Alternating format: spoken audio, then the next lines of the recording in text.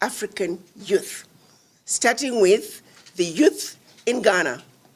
And from what I'm hearing, the youth had actually come from all over Africa, and some came from outside Africa, specifically to hear the message of empowerment, the message about our future, the message about the miseducation of not only our youth, but us as Africans, the message about empowering our children and letting them know that now it is the time for us to do what we must do to take our Africa back. For far too long, we have been lied to. For far too long, we have been miseducated. And so as elders, those of the ones who are sitting with me today, and many others, we understand that we have failed our youth. But we do have a responsibility to make it right. And we do know that with our little wisdom and the energy and the intelligence of our youth, together, we can take our Africa in a new direction. That is what we came here to do. And that is what New Africa Foundation has asked us to do. We do know that our leaders cannot lead us on their own. They need all of us. So the message that we were going to deliver to our youth today was the message of hope, the message of resilience, and the message that says the Africa we want can only be built by us for us. And for us to succeed at doing so, we must be united. That the African youth are Africa's future. Without them, there is no future for Africa. And as elders, we have a responsibility to share with them the truth and nothing but the truth. That is the message that we came here to deliver. That is what New Africa Foundation had requested us to do.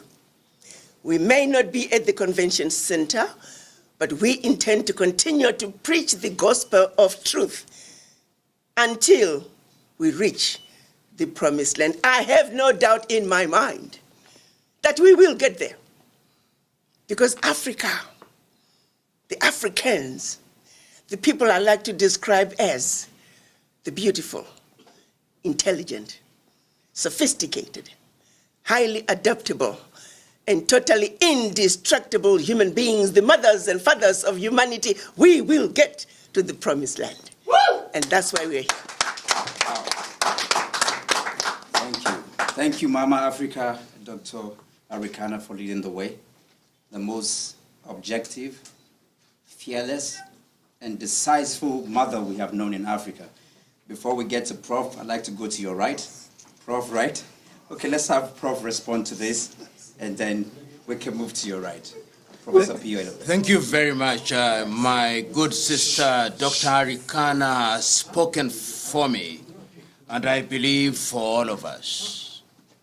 We came here to Accra, Ghana, to share our message.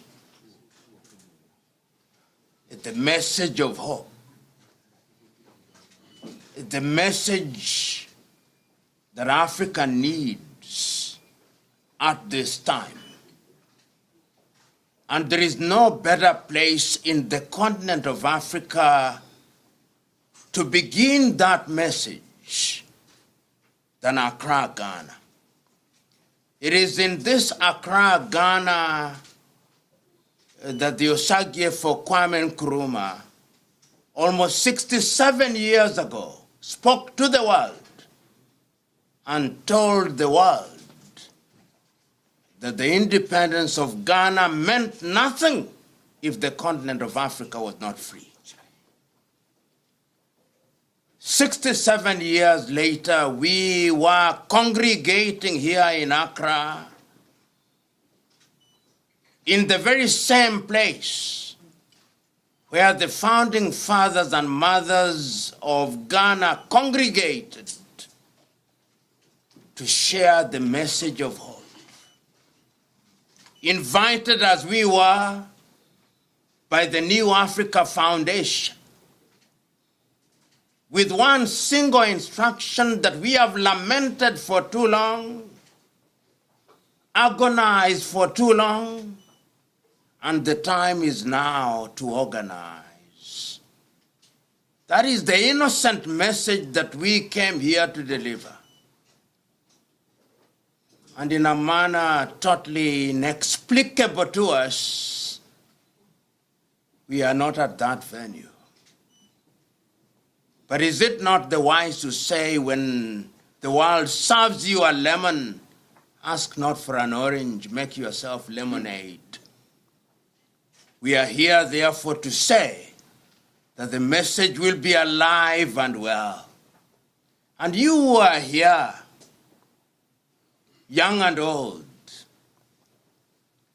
you are the conduit via which we are now telling the world that the journey of hope continues apace, not only within the continent of Africa,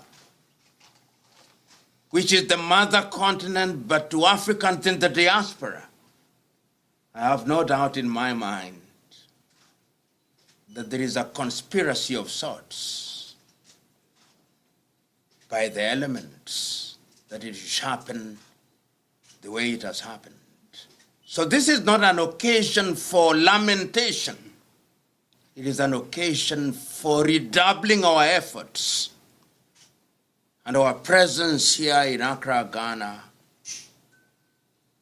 my good friend, Honorable Obi, my dear sister, Dr. Rikana Chihombri Kwao, this is the occasion for which the English word serendipity was created. It is a serendipitous occasion that heralds a great future for the continent of Africa. So that looking forward, a meeting such as this will happen not only here in Accra, Ghana, but I look forward to a meeting such as this taking place in Ouagadougou, in Burkina, taking place in Dakar, in Senegal, in Nairobi, in Kenya, in Johannesburg, in South Africa, Addis Ababa, Ethiopia, because this is about the continent of Africa. And we say this at a time when we know that Africa has promised to herself that we are going to make more intimate our interaction. This is why the Africa Continental Free Trade Area is headquartered here in Accra, Ghana. This Accra, Ghana is where all Africans of goodwill pay homage. Because out of this Accra, Ghana, there was a great son, the Osagyefo Kwame Nkrumah. Shall be well with Accra, Ghana. Thank you. Nobody says it with such clarity and courage. Professor PLO understands both the context and the concept, and it's upon the heritage of people like this that the new Africa will definitely be born, no doubt. Before we go to the question, I want to ask one of the most feared man in Nigeria right now, if I would say, Mr. Peter Obi. Well, after listening to Prof and Doctor, I don't know whether I still have anything to contribute to this. But to your question, our reason for coming to, let me start by thanking the New Africa Foundation for their invitation and organizing this event. Like previous speakers have said, we might not be at the convention, but that will not stop the conversation. We only shifted venue, so the conversation continues. We're in Ghana to start a conversation about Africa. Africa for too long has suffered, and everybody knows the reason why Africa has suffered. People can try to present it in different stages. The Prof speaks about it every day.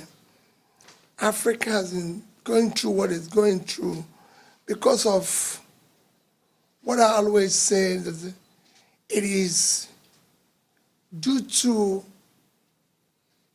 one problem: leadership. It is failed leadership over the years that brought Africa where it is. I want to start a conversation because of what Dr. Arikana has said, talking to the youth of Africa. No continent in the world today has the potential of Africa. Not one. We are the second largest in terms of population and size, but our potential is far greater than even number one, because today, Africa is the only continent that have a population of 1.1 billion youths, energetic, talented, ready to leave the world in different areas of the world. Africa is home to the biggest, highest amount of natural resources, from minerals to, we have 65% today of the world all cultivated arable land.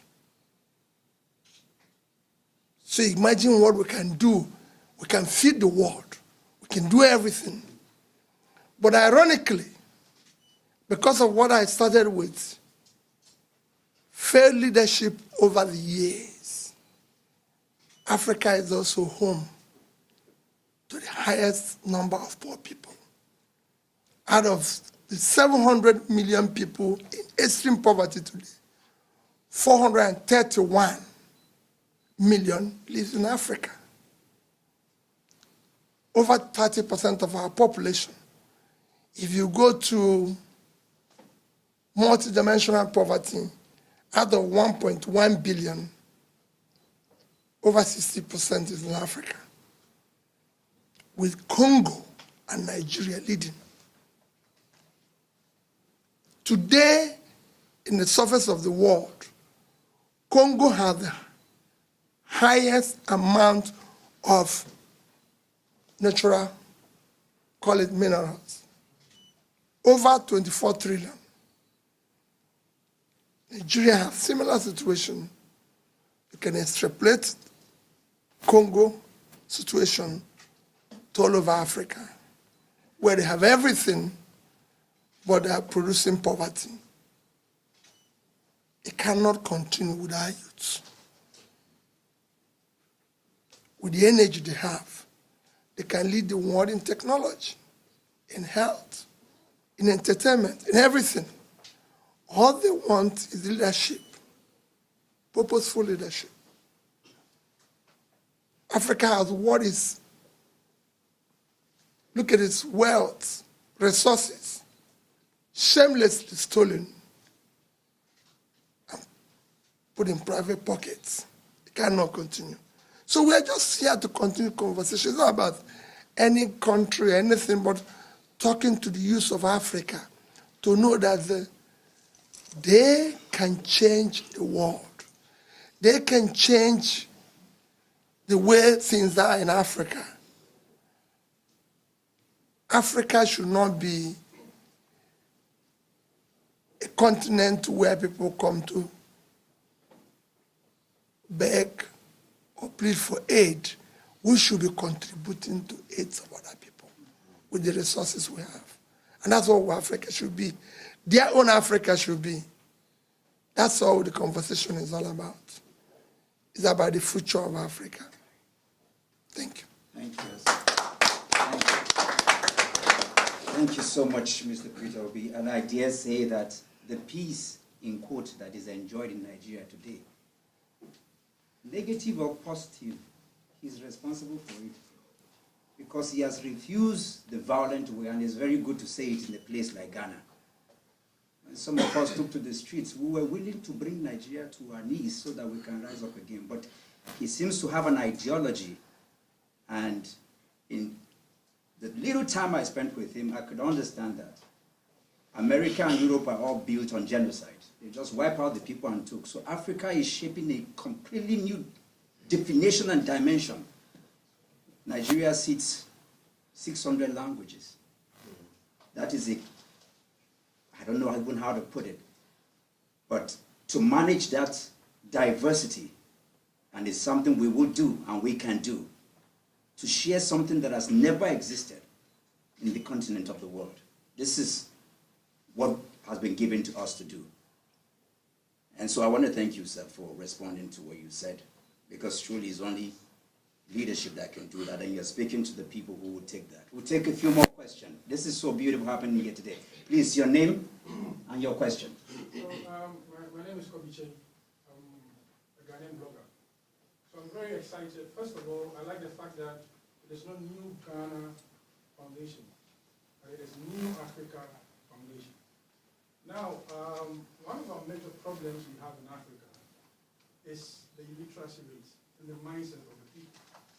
As leaders, how are we going to consciously change the mindset of the people to receive the change that we all demand for? And also make sure that education will be able to go down to every African child, so that as they grow up, their mindset for change will be able to, grab the knowledge that everybody who wants power wants to, appeal to.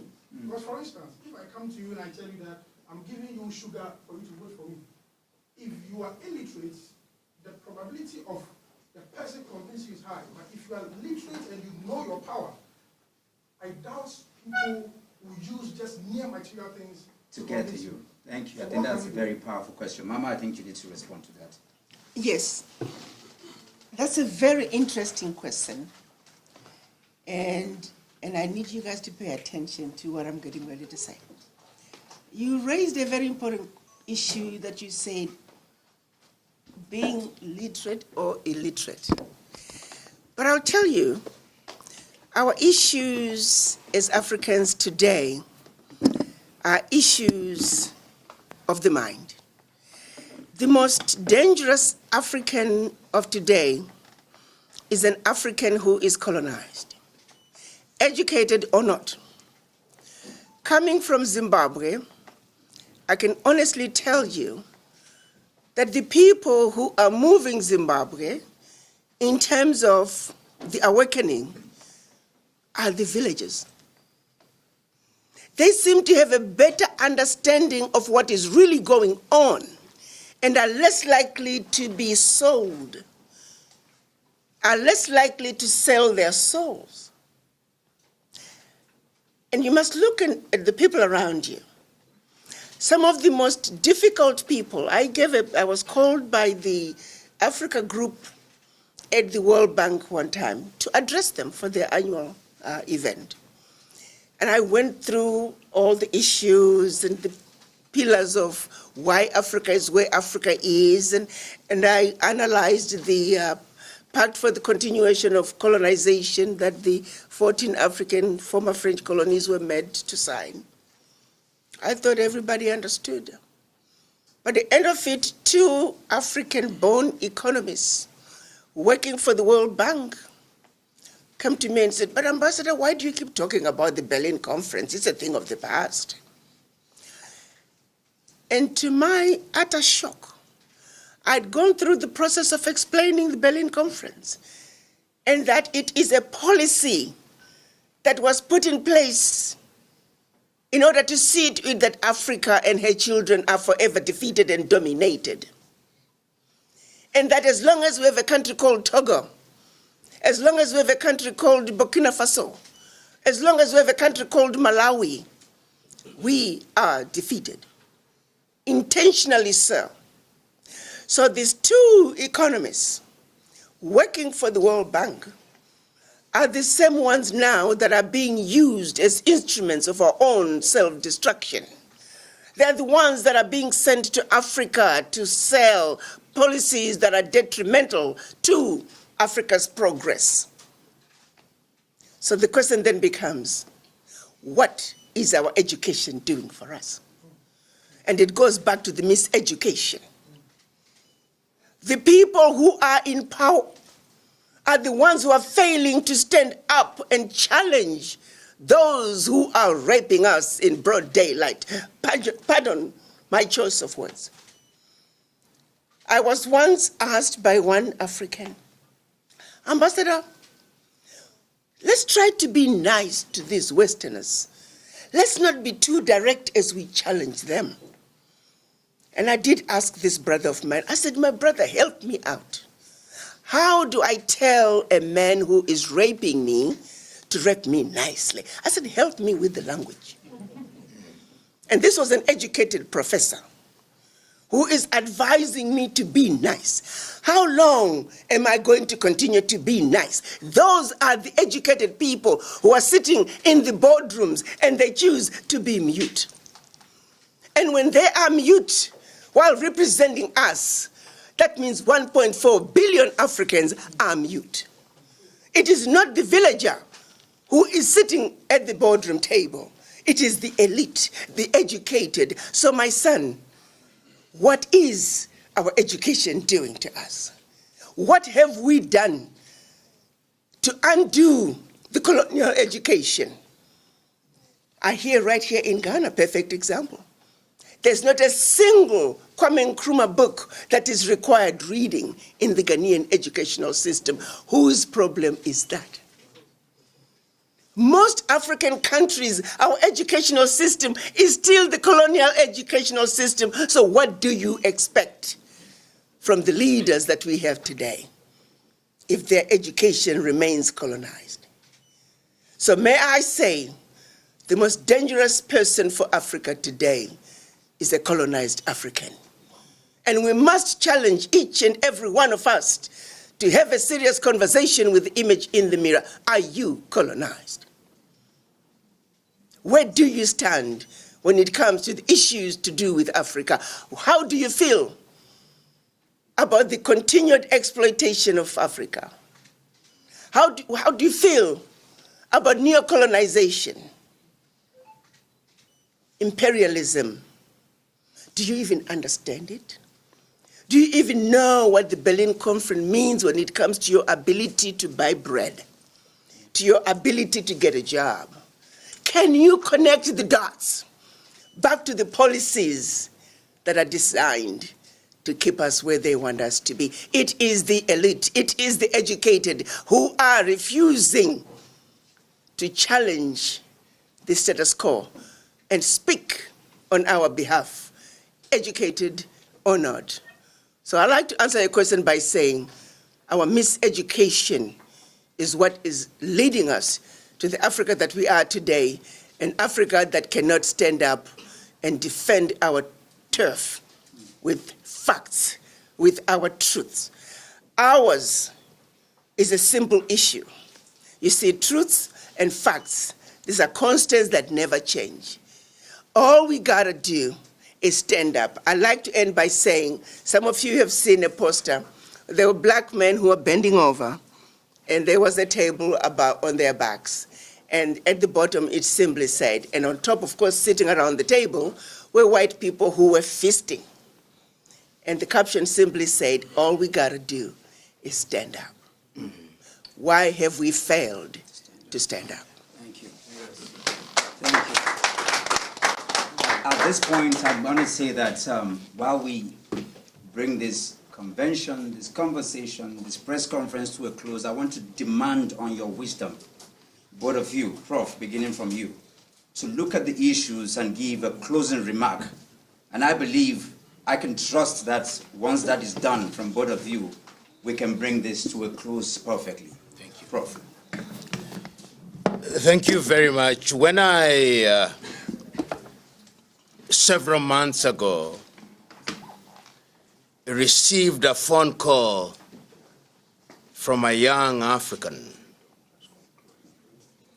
Nana Freedom Bediako, inviting me and others to this conference. This is what he told me in summary. Africa needs to speak about hope to our young sons and daughters. And that hope must not be based on sentimentalism or romanticism. It must be grounded on things that can change the lives of young Africans. It must be about what we can do in order to improve our agriculture, in order to add value to our resources, in order to give meaning to the things that will change people's lives. When I arrived in Accra, Ghana, yesterday, the 6th day of January, the year 2024, that young man, Nana Bediako, took us to a room and gave a demonstration of what him and his foundation think about African solution to African problems. How we can use our human and natural resources to change our circumstances so that we can be beggars no more. We were touched. And you are present here. You are journalists who will give the oxygen of publicity to what we are saying here today. I want to tell you that Africa will only change, and change for the better, when our young men and women embrace that spirit, the spirit of personal sacrifice for the general good. It is not a journey for the faint-hearted. In that journey, you will have many hurdles. But when you face a hurdle, use it as a ladder. In that journey, you will cross many rivers. And when you cross one river, there'll be many more rivers to cross. In that journey, you may climb and will climb many mountains. And when you climb one mountain, there'll be more mountains to be climbed. And when I asked that young man, Nana Bediako, why New Dawn? He says there have been many dawns, but this is a new one, with a new meaning and a new resolve. We'll begin to leave Accra, Ghana physically, but Accra, Ghana is our true emotional and intellectual north for Pan-Africanism. We'll come here again and again. If only to energize ourselves about which is good and right for the continent of Africa. Africa will rise, and this struggle for Africa is an intergenerational struggle. The baton that we now wield will be passed from generation to generation. Nana Bediako. Go forth with your new dawn. Go forth. In the knowledge that fortune favors the persistent, the patient, and the vigilant. Shall be well with you.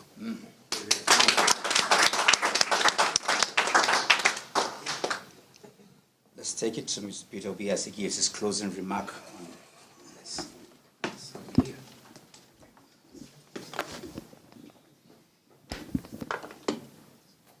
Thank you so much, Professor. Always igniting the fire in us.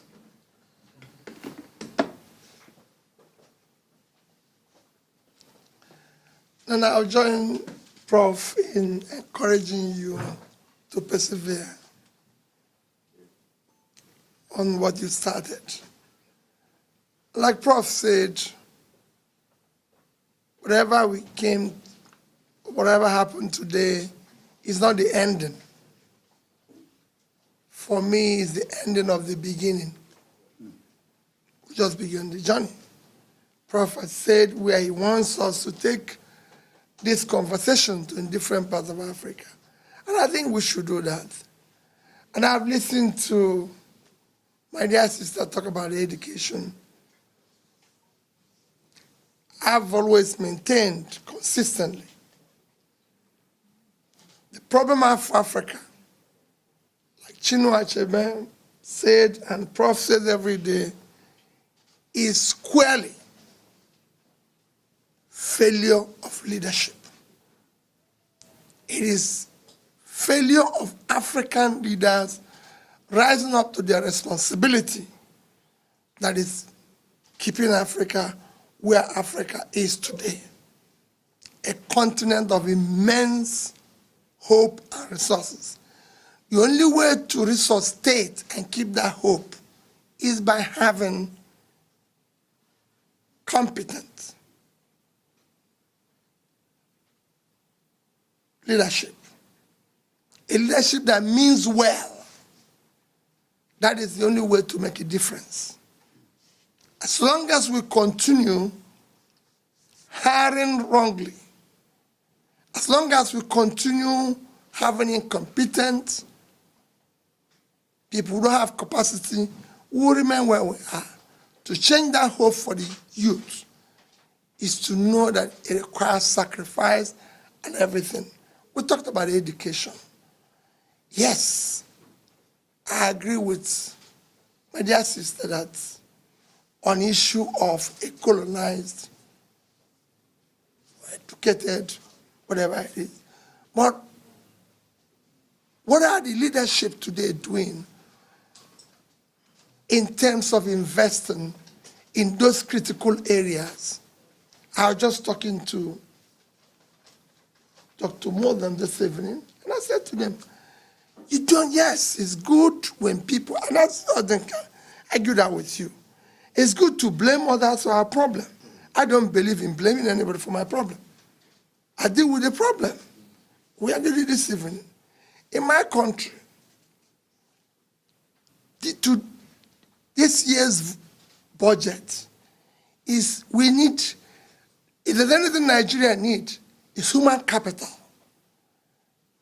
Because that's what will drive our HDI. We have very low human capital. HDI, we're 158 over 180 countries measured. So we need to invest in education. But we're providing for tertiary institution scholarship, 5 billion in our budget. And we have 6 billion to build car park for legislators. Is that because of colonialism? So let's talk about our own this thing. So this is where we start. We don't have a national library.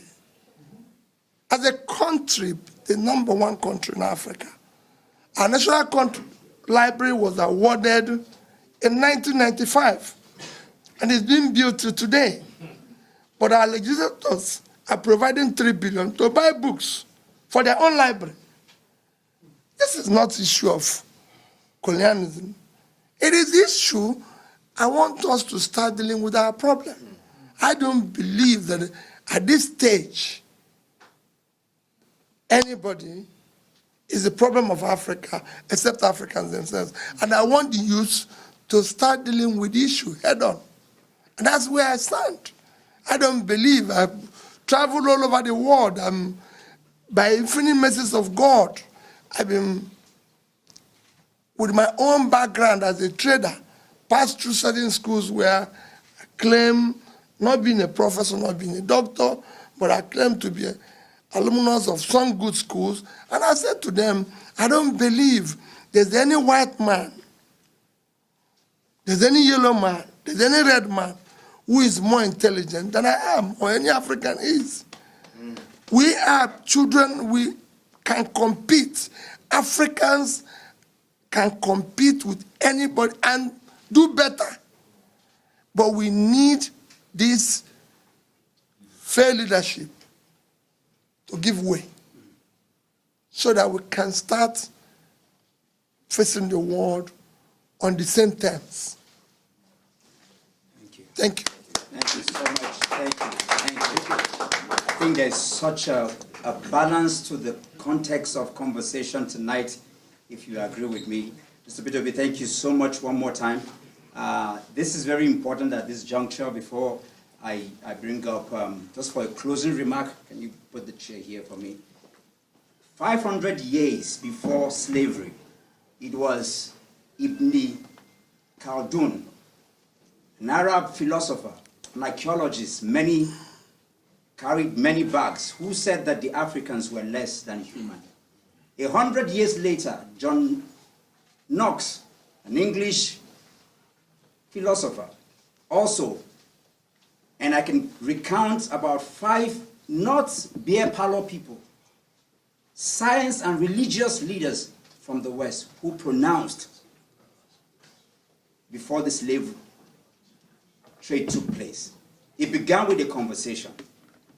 And freedom, as you come up today, and as rightly stated, there has been conversation about Africa, there has been all kinds of stuff, but I can assure you that there hasn't been anything like the conversation we've had today. There hasn't been, because there's a new energy and a new spirit in Africa, in this room, resident here. And so, I know, because 3 weeks ago, as I walked through the Martin Luther King Center, and looking through the history as I was talking to my mentor, that it took 82 years for the black people to recover their voting rights. And yes, here in Africa, it took 87 years from when ANC was formed to when Mandela became president for apartheid to be killed. And yes, Julius Malema fighting for the economic right of South Africa. Africa, with this foundation and with you, freedom, we shall see a new Africa. Come on, put your hands together for freedom.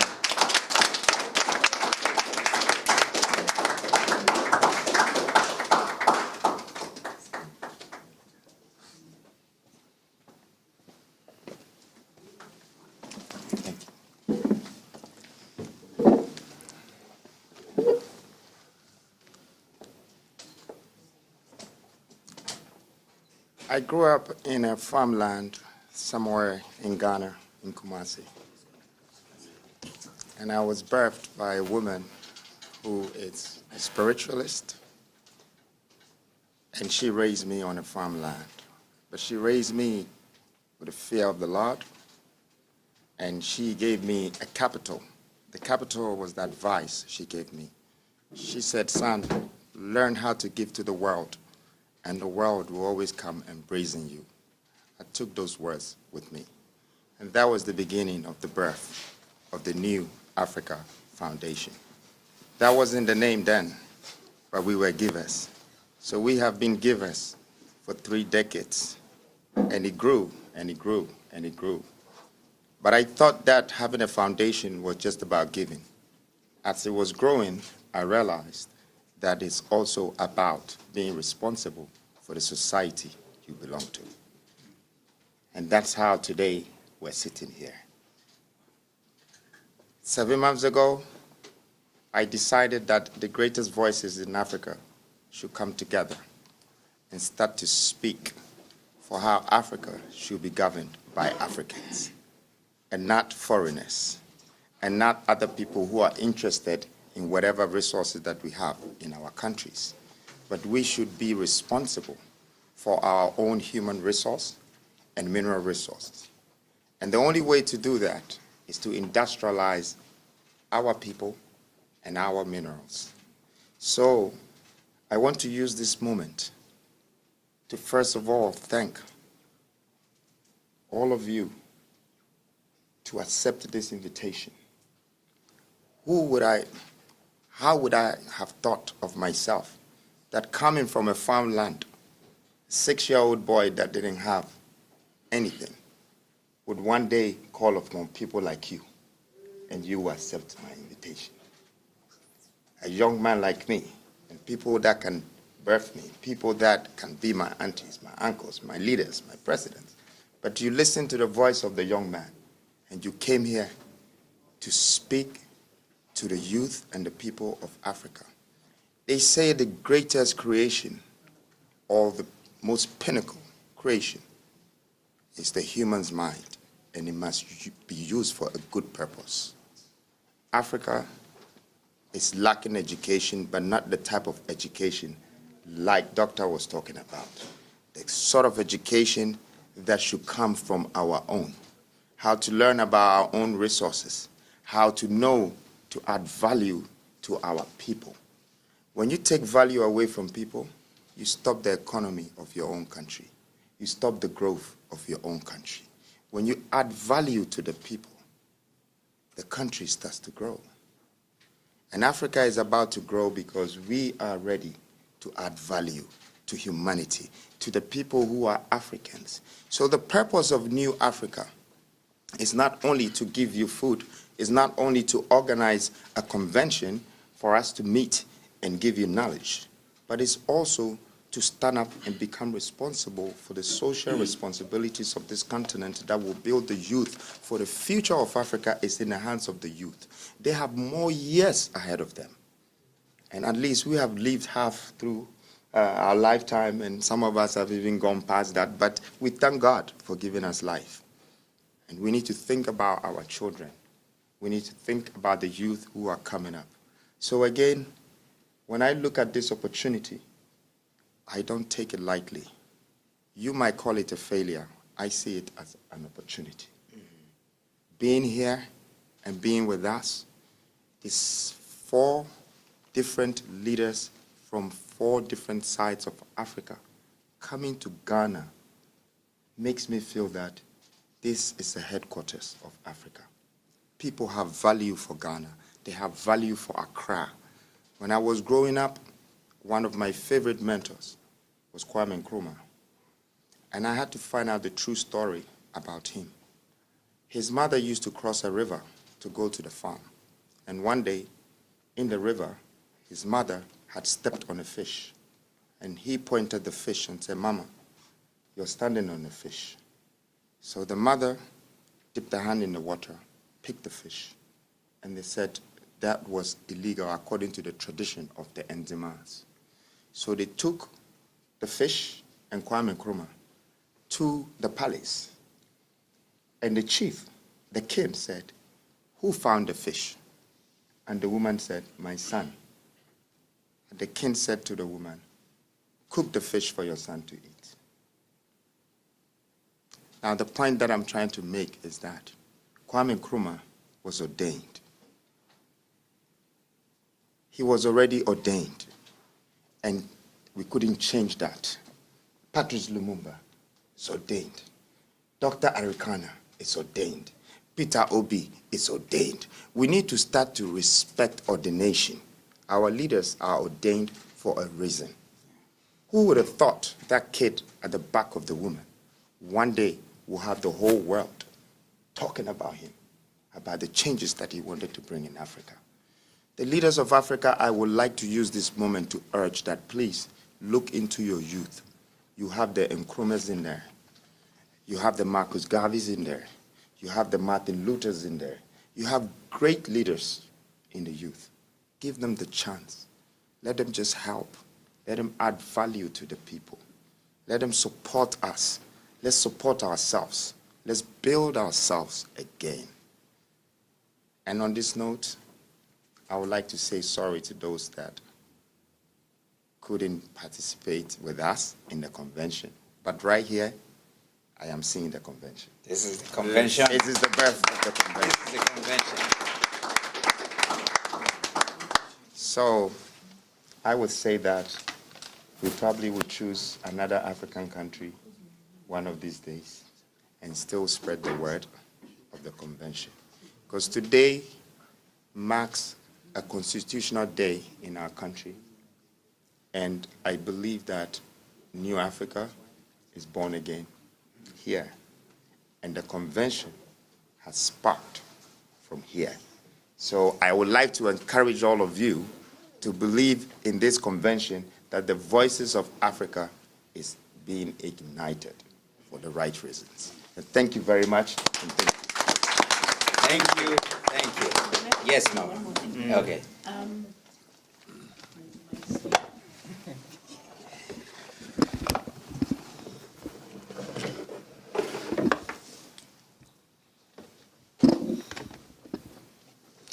I feel very strongly that I should make this comment.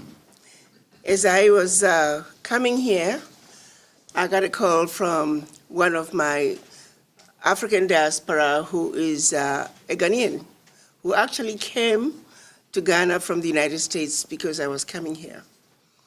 He said, Ambassador, I heard a rumor that the reason the event was canceled is because the young man who was sponsoring it is a millionaire, and he has political ambitions.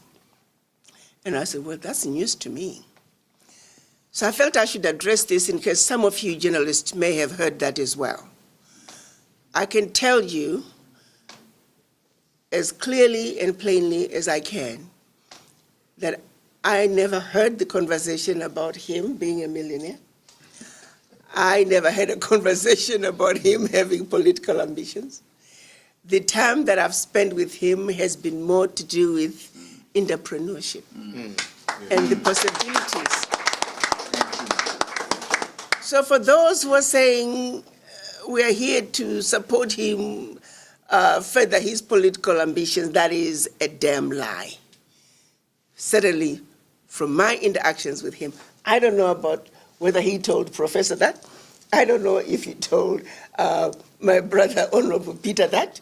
I might want them to clearly state that, whether that conversation ever took place. But the interactions I've had with Nana Bediago have been about entrepreneurship and the possibilities of what we can do if the African youth could be empowered, and how we can raise money to support African youth so they can build the Africa that we want. That's all the conversation I've had. Anything else, I do not know. But I felt I should let all of you journalists know, because I'm sure you're going to hear the same rumor that I just heard. These are the conversations I've had with my son. And I'll tell you one more thing. When the invitation came, Professor can tell you, I didn't know my son, but I had to do homework. What got me to accept the invitation is his age and the fact that he's a youth. Because if we do not support our youth, then who is going to support them?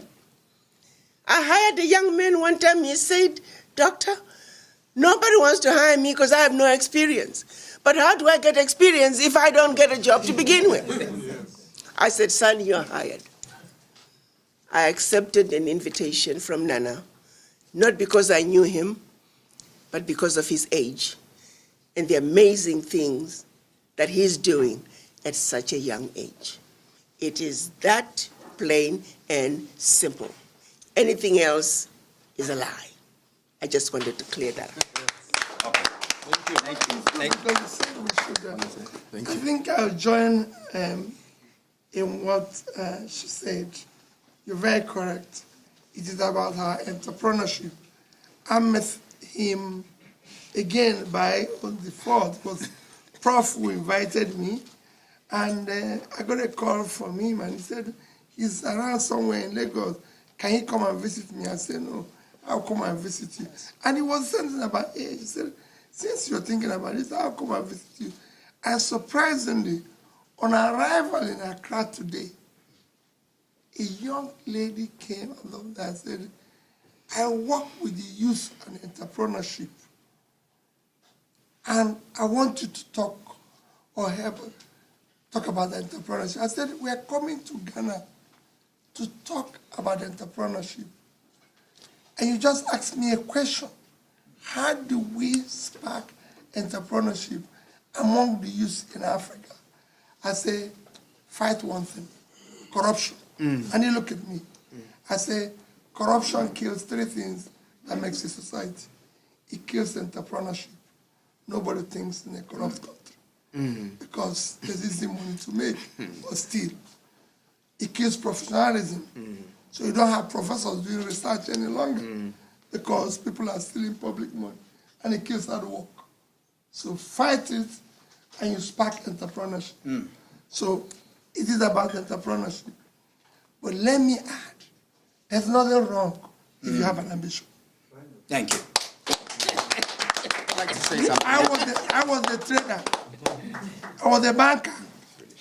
But I had somewhere along the line, something happened in my state where children did not go to school for 2 years. And I asked myself, why should I be making money when there's no future for these children? And that's where I'm in Nigeria today. I'm not desperate to be president of Nigeria. I'm desperate to see a Nigeria that works for the future of my children, for the future of the children of Nigeria. I'm desperate to see how we can pull millions of people out of poverty in a country God bless with everything.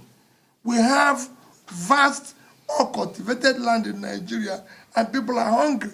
To just close and give you an example of what we're suffering in our country. A country like Netherlands, in 1 year, did export of $120 billion export of agricultural products. Netherlands without water, with water, is 43,000 square kilometers. Without water, is 33. One state in Nigeria is more arable than Netherlands, and that state has 76.3 thousand square kilometers of land. So it's 2.5 times Netherlands. That state is occupied by criminals today. Because that state cannot generate 1% of what the land can do with agriculture. And they have 2.5 times the size of their land, just one state. It cannot continue. Thank you.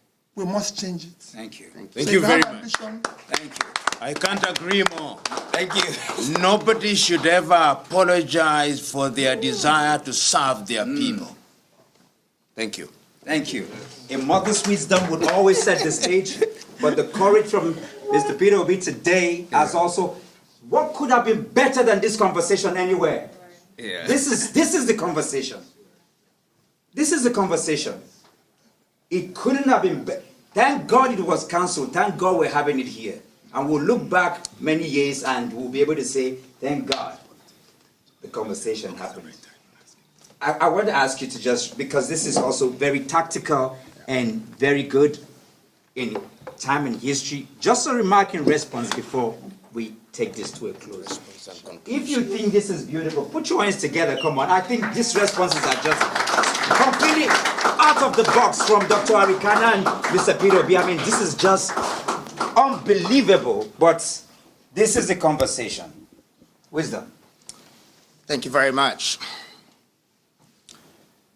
In 21 years of my life, I have been serving a nation, working so hard just to become an example of what wealth looks like. And building wealth comes from knowledge, comes from wisdom, comes from understanding. You need to get this value from your own surroundings. I grew up partly in Ghana, partly in England, and I came back to Africa. 2001. Unlike Martin Luther, I did not have a dream. I had a vision. I started watching the youth and the streets and the roads, the rules and the regulations, the conditions and the constitutions that is stipulated and embedded on us as Africans. I had to walk on a different path, and I was alone. My investment on the roads became a landmark. And whatever I invested on this landmark is a footprint.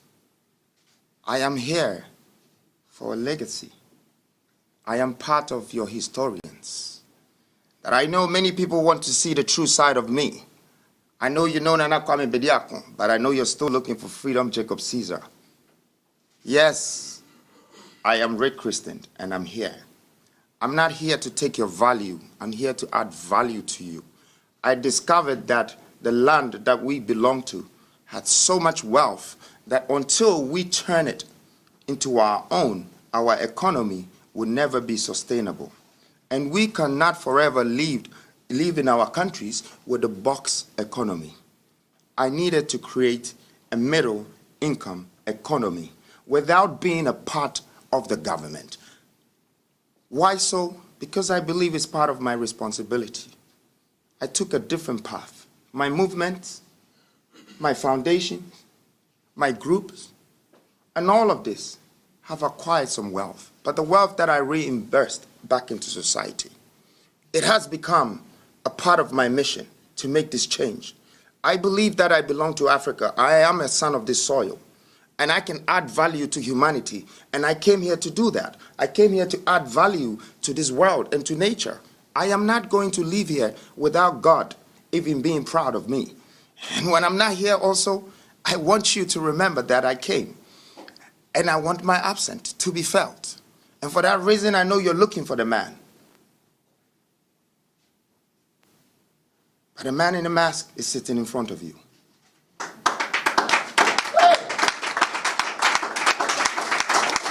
up? What's up? Thank you. I am nothing to be scared of. I came to you as your salvation. I don't invest in myself alone. I am investing in you. And truly, these innocent leaders sitting beside me, of course I will not go to them and tell them that, hey, I am a man in a mask and I want you to come to Ghana to support me to do this and this. And this man of this dignity and this woman with such power will say, yes, I'm going to follow you to come to Ghana to do your convention and all of that. No. It is part of the movement. We need to educate. We need to uplift our children. We need to voice out to them. If you are about to find out about this man in the mask, because I never spoke a word, you were looking for me. I didn't tell you whether I am into politics, whether I am an evangelist, whether I am a conventionist or a revolutionist. After this day, you will have to wait for me to share my policies and my visions with you. And if I'm the reason why the country or the government is not happy about these great voices coming to educate not only Ghana, but also Africa, then I'll take this moment to sacrifice myself, to unveil myself, because I have much respect for these great leaders beside me. It would have taken my own time to tell you that I am. But for this very moment, I am sacrificing myself to let you know that I'm that man. But I'm that man with a good purpose, with a great vision. I have a plan and I have a vision for this nation. And not only this nation, I have it for Africa too. But I know Africa is the next biggest thing, because out of all the continents that have been developed in this world, there is only one continent that is not developed. And I am sent to do that. I am not interested in people's positions. I am not interested in presidential positions. I am interested in the regions and the humans. I am interested in the countries. I am interested in the continent.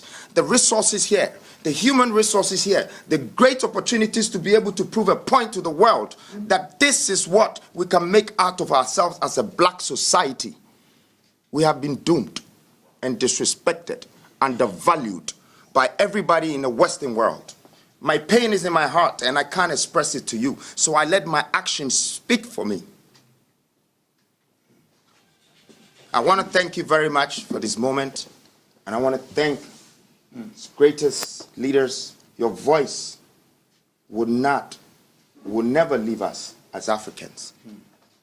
And it's the beginning of a new Africa, a new nation, a new dawn, a new mindset. Everything is new. Thank you. Thank you. Freedom. Well, we won't take any question, but I can tell you, and I want to openly thank Mr. Peter Obi for taking a chunk of young leaders from Nigeria to come over here, including myself. You know, I can tell you that we will support you from Nigeria. Thank you. South Africa will support you. Different part of Africa is going to support you. Like Mr. Peter Obi says, when we find vision, we will do everything to ensure that vision is lifted in Africa. As individuals, we can be anything, anywhere. If you're talking about the latest car developed today and designed, a Nigerian is sitting there. We have Okonjo Iweala. We have all kinds of people. We've developed things that can help do anything. But the only reason keeping Africa down is that we don't have a power nation. The young man Maxwell from Zimbabwe who created, I call it Max Energy because that's his name. They sent scientists from Europe, they came and validated, yet it's almost, England is what it is because of our scientists. Israel is what it is because of our scientists. Same with America. On the strength of this man's invention, Africa should be on, but on whose shoulder? Because Nigeria is groveling. There is no power nation on which these individuals are going to sit. I want to say to you, mentors, that we see as young people, I'm standing by him to say, we see that very clearly. We own the vision. And upon this foundation, Africa will be built. Thank you. Rise to your feet as we take a picture.